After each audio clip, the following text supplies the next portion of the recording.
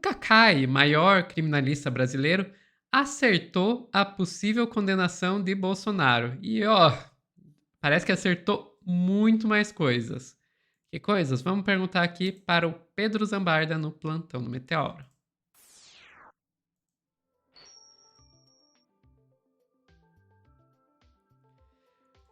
Pedro, vamos lá. Ele acertou e parece que acertou numa entrevista ao Meteoro, né?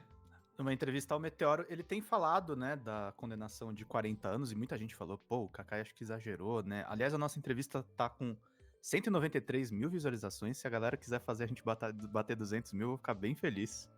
Porque aquelas entrevistas que é cauda longa, né, Sofia? A gente tá falando dos bastidores. A Uhum. galera vai assistir depois. Eu acho bem legal. Vamos começar por esse título aqui do G1, que eu já mostrei pra vocês. As penas máximas podem chegar em 43 anos, né? Eu já tinha lido essa nota e tem a descrição dos crimes. E aí vamos direto para a entrevista do Kaká. Eu vou reagindo e parando e contando para vocês aqui um pouco do que foi. Porque assim, não é só a condenação de 40 anos, tá, gente? Ele descreve, na verdade, como seria. Essa entrevista foi feita há 3 meses, né? Então foi em abril. E ele descreve basicamente tudo o que aconteceu no processo do Bolsonaro e dos golpistas. Vamos ver juntos. Responsabilidade dele, que ele não compreende o que acontece, ele não sabia que estava governando o Brasil, porque é incrível como é que ele afronta o Poder Judiciário. E aí, Pedro, o que para mim é grave? Se você ler a denúncia com bastante cuidado e ler o relatório da PF, uma das estratégias da tentativa de golpe era exatamente desmoralizar o Poder Judiciário. Ou seja, ele não mudou. Ele continua com a estratégia de acuar o Poder Judiciário, não vai conseguir. Acho que o Supremo já deu provas, inclusive nesse não recebimento, não apresentação de denúncia agora na questão das vacinas. Eu acho que o discurso que nós democratas temos que ter é que é a comprovação de que não tem perseguição. Na verdade, a gente perdeu muito o espaço que é possível discutir as coisas sérias. Né? Você vê, eu até escrevi um artigo sobre isso, não se esqueça do batom. É óbvio que essa mulher não está presa porque pichou uma escultura do Sesquiat, não deve saber nem quem é, com um batom. Foi condenada em 5 crimes. Mas eles dominaram, eles capturaram essa história de uma forma vulgar, porque eles são vulgares, eles não têm ética, não têm princípio, têm estratégia, coisa que muitas vezes nós, democratas, perdemos. Mas eu acho que esse julgamento vai se dar de forma rápida, pode terminar ainda esse semestre.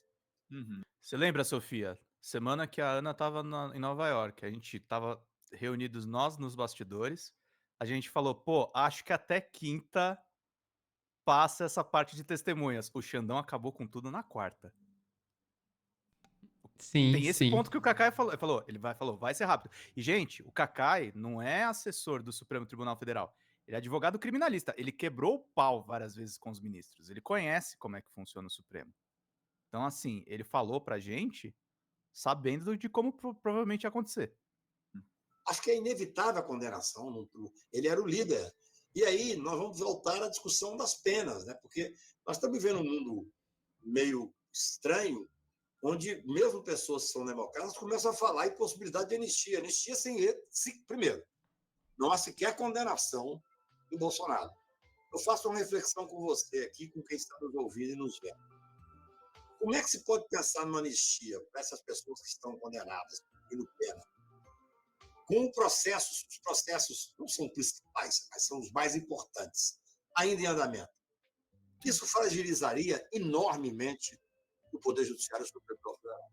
Quer dizer que o Supremo Tribunal pega uma pauta árdua, uma pauta áspera, se dedica a ela de uma forma extremamente competente, com a rapidez possível para manter o devido processo legal e a ampla defesa, e aí vem uma bola por trás, quase que trai o Poder Judiciário. Quase que trai, porque veja bem, essas pessoas elas estão condenadas a 14 anos porque pintaram a escultura de batom. Eu brinquei com esse negócio, leva o batom como arma, porque se você mata alguém, você está do lado do corpo, você vai e pinta alguma coisa e depois essa pintura de batom passa a ser um álibi. É algo inacreditável. Falta seriedade na análise das questões. Eu acho que falar em anistia nesse momento, por mais que essas penas sejam penas altas, eu já expliquei mais de uma vez, são altas, porque o Ministério Público optou por denunciar por 5 crimes, que tem as penas mínimas bastante altas, e elas são somadas ao final. Poderia discutir, mas aqui não há concurso material, não tem que somar. Isso já foi decidido pelo Supremo.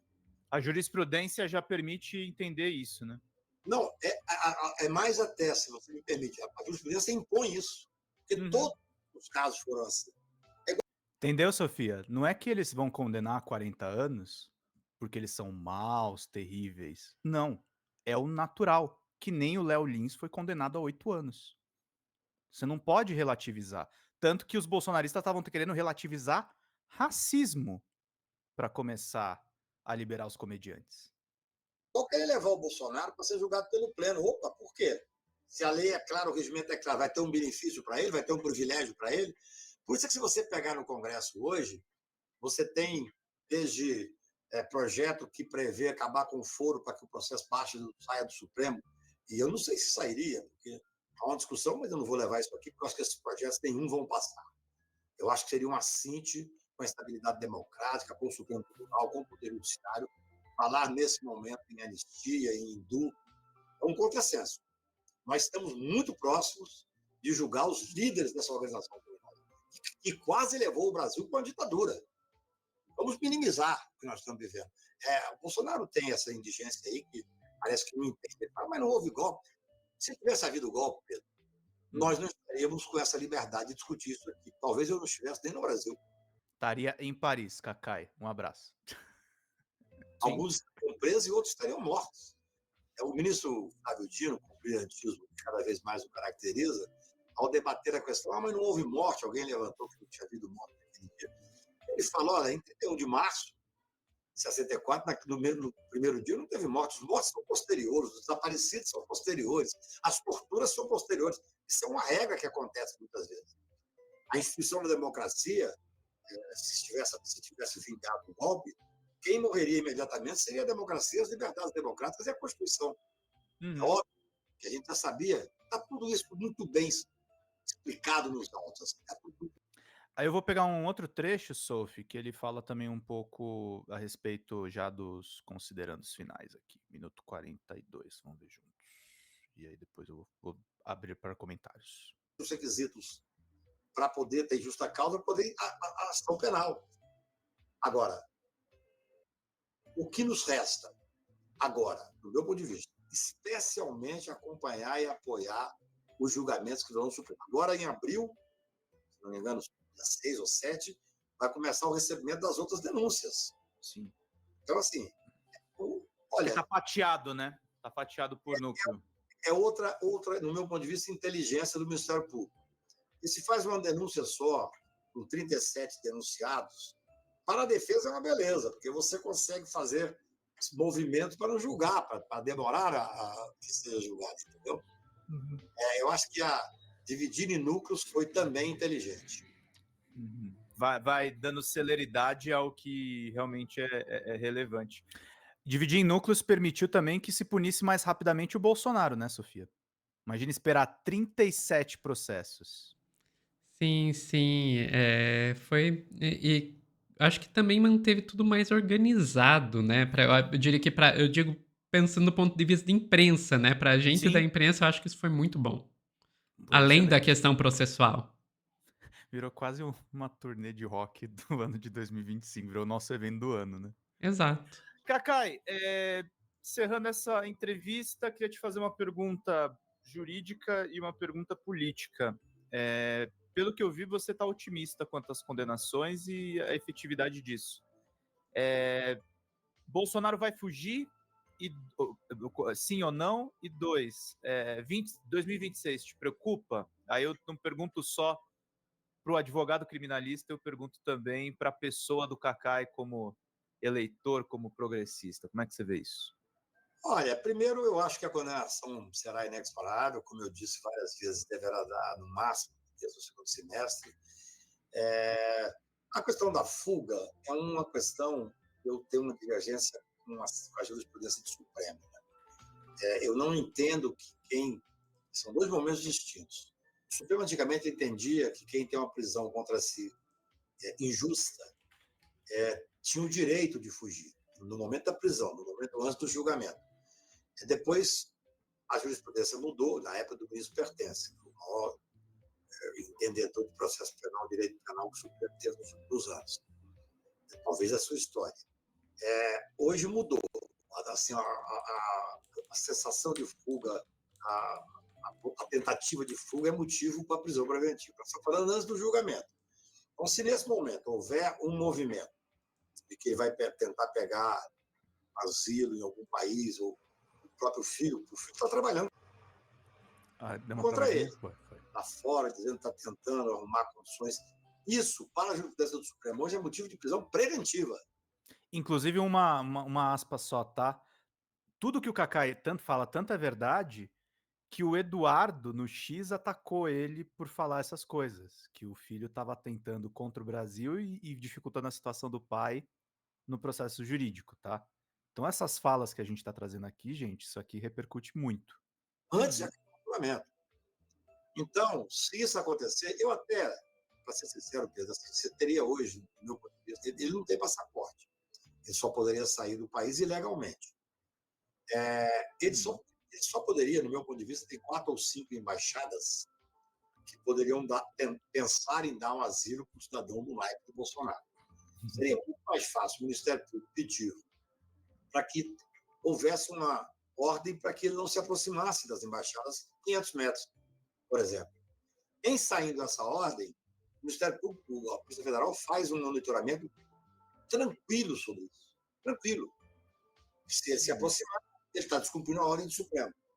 Porque, assim, existe uma possibilidade dele tentar a fuga, eu não quero optar sobre isso, mas um cidadão que sabe, que está apavorado, está fragilizado, chora, diz que vai ser morto, diz que se for preso vai ser morto, que está vendo que as traições estão acontecendo assim.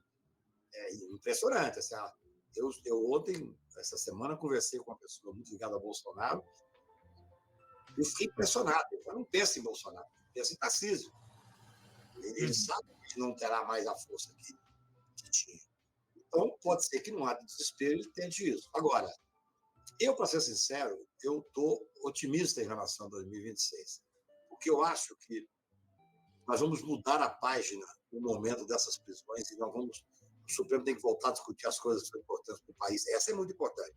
Mas passando esse momento criminal, vamos chamar assim, e eu não entendo muito como é que pode estar havendo uma fragilização do governo Lula pelo seguinte: você tem quase pleno emprego, você tem, claro, a inflação é uma coisa que tem que ser combatida, mas você tem o país crescendo numa série de indicadores internacionais, você tem um mundo inteiro num momento extremamente grave. O que nós estamos vendo nos Estados Unidos é assustador. Então é isso, gente. O Cacai está com uma visão bastante positiva para o ano que vem. Essas questões da punição do Bolsonaro acho que estão claras, que ele não vai conseguir se livrar, e ele ainda fala do Tarcísio. E o duro é que o caso do Trump, nem o Tarcísio tá numa situação boa agora, né, Sofia? Tá tudo ruim pro campo dos caras. Sim, sim. É interessante, porque pro Tarcísio, o pior tipo de situação que ele poderia enfrentar é exatamente o tipo de situação que ele está enfrentando agora, que é uma situação que o força a escolher um lado, o lado mais radical ou o lado mais moderado, com muitas aspas. Moderado no sentido do que a Faria Lima e a mídia hegemônica chamam de moderado, né? Porque o Tarcísio, mesmo nos seus momentos mais moderados, ainda é um radical. Mas, enfim. De direita. De direita, claro. É um extremista. Mas o que e isso tá doendo pro Tarcísio ter que... Porque se ele vai contra o Trump, ele perde com os bolsonaristas. Se ele fica a favor do Trump, da taxação, aí ele se queima com a Faria Lima e com a mídia hegemônica, né? Mas voltando ao Bolsonaro... Cara, eu acho engraçado que eles falam em perseguição, sendo que é porque todo mundo sabe que eles serão condenados. Sim, todo mundo sabe que vocês serão condenados porque vocês cometeram os crimes. Vocês cometeram os crimes. Aí é que tá. É o cara que anda de bicicleta e cai sozinho, né?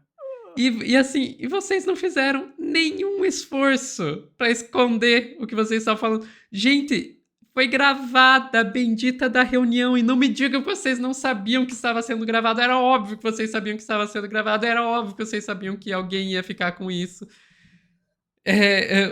O Mauro Cid com aquele celular cheio de provas e que o próprio Bolsonaro tinha medo que pegasse o celular e aquele vídeo famoso dele lá de é um crime isso que estão cometendo quando pegaram o celular do Cid. Gente, vocês imprimiram o golpe Sim. na impressora do Palácio. Pelo amor de Deus. Não é à toa que quando o Bolsonaro viu que realmente o Lula ia assumir, ele pegou dia 30 de dezembro, ele fugiu para os Estados Unidos e ficou meses lá. Ele sabia que se ele não ficasse no poder, ele não ia escapar. Ele não ia escapar. O único jeito, com a quantidade de provas que eles criaram contra si mesmos, deles conseguirem escapar, é se eles conseguissem se manter no poder. E não conseguiram. Enfim. É isso, Pedro. É isso, Sophie. Pessoal que está assistindo ao vivo, não saiam daí que a gente já volta com mais notícias.